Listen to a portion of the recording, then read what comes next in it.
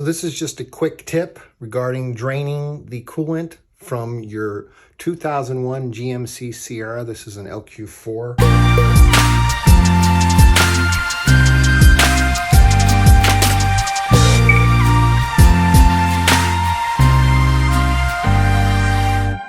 So the reason I'm making this video is I found several, but the lighting wasn't great. You couldn't really see what they were doing. I'll just answer a few questions that I had when I was trying to do this.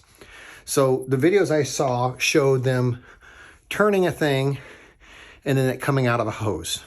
I found the hose to drain from my radiator, which I'll show you, but when I turned the thing, it wouldn't come out.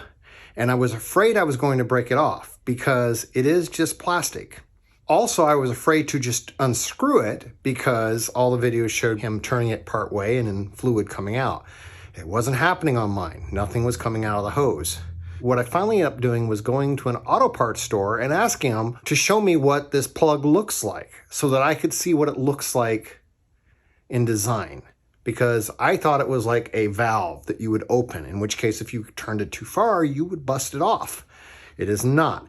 Not on mine anyway. This is what it looks like. It is just a little plastic plug and you can unscrew the whole plug. I could not even get this thing to turn, but maybe a quarter of a turn with pliers. And I was like, this is gonna bust off. That's what my fear was. And again, in my mind, I was thinking it was a valve. So I was thinking a quarter of a turn, 90 degrees is all you would need to open the valve, but nothing was coming out. Just before I knew what it actually looked like. So I decided to drive the truck around, get it up to temp, get some pressure in there, and see if that made any difference. It didn't. I could still only turn it about a quarter of a turn. But I left it there. I left it that quarter of a turn open. I was not able to turn this off with my hands before. It wouldn't turn, not with my fingers. Apparently, by getting the engine to temp, and then loosening it as far as I could with the pliers, and then letting it sit, today, it came off. Now it's also colder today, so maybe that's a reason. I don't know. I was able to just turn it off with my fingers.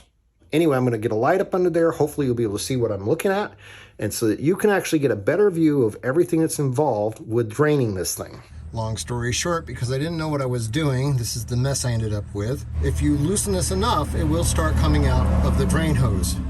The issue was I didn't open the cap up above, which I'll show you in a moment. And so basically it only drained for a little bit and then stopped. It was in a vacuum. So it couldn't drain anymore. And like an idiot, I went ahead and pulled the plug out all the way. But at least you can see it. So here's the drain hose that you'll see in videos that people talk about. When I saw these videos, I assumed this was like a valve, not an actual plug. And it came out right up there.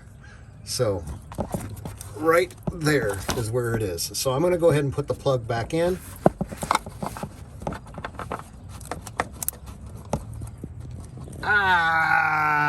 Don't do what I did.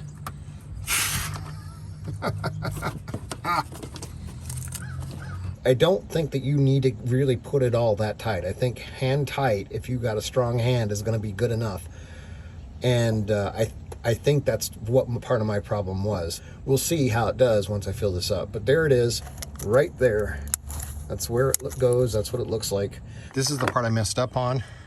And the reason why I pulled the plug entirely, because it wasn't coming out of the drain hose. I didn't know what I was doing, and I did not remove this cap.